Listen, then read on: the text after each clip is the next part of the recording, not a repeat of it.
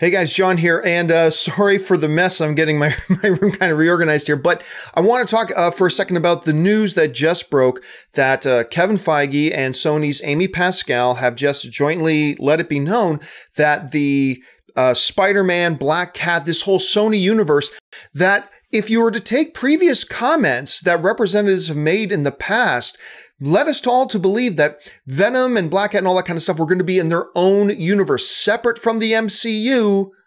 Well, apparently that is no longer the case, or maybe never was the case at all. Kevin Feige and Amy Pascal let it be known at the press junket that the Venom universe, I'll just call it that for now, the Venom Sony universe that includes Black Cat, Silver Sable, will be a part of the same world, the way Amy Pascal puts it, that they are building currently for Peter Parker.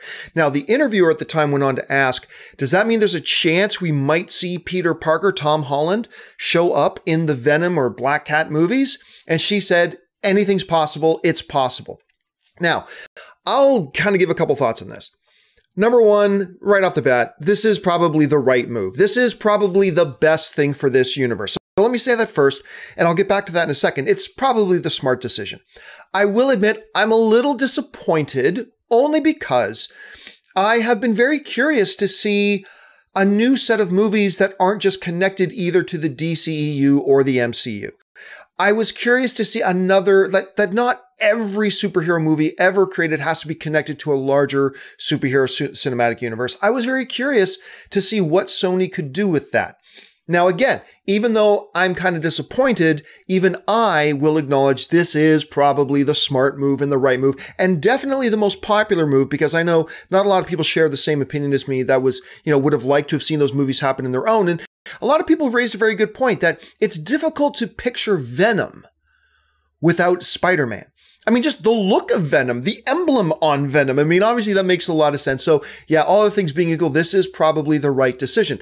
Now, another thing that I find curious, and I'm just speculating here now, okay, is that if you look at previous comments that, they were really suggesting very clearly that the Venom and Black Cat and all that kind of stuff were not going to be connected.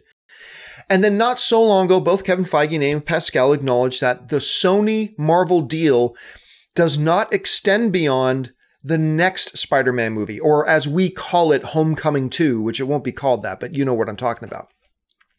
I can't help but wonder, and again, pure speculation here on my part, but I can't help but wonder if maybe, because we have all known that Sony and Marvel were going to extend that deal, it's just that they hadn't done it yet.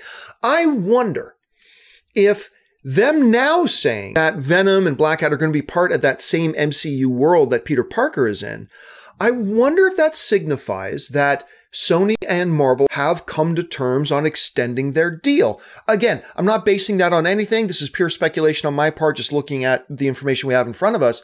But it is an intriguing thought, and I wouldn't be surprised if we hear shortly after the release of Homecoming that Marvel and Sony have indeed extended their deals. But anyway, I want to know, what do you think? Are you happy about this news? Is this the right move? Do you think possibly all this is one shared universe, that maybe Marvel and Sony have agreed in terms to extend their deal? Let me know your thoughts in the comments section below. Thanks for joining me. Make sure you follow me on Twitter and on Facebook, just @John Campea, and that'll do it for now.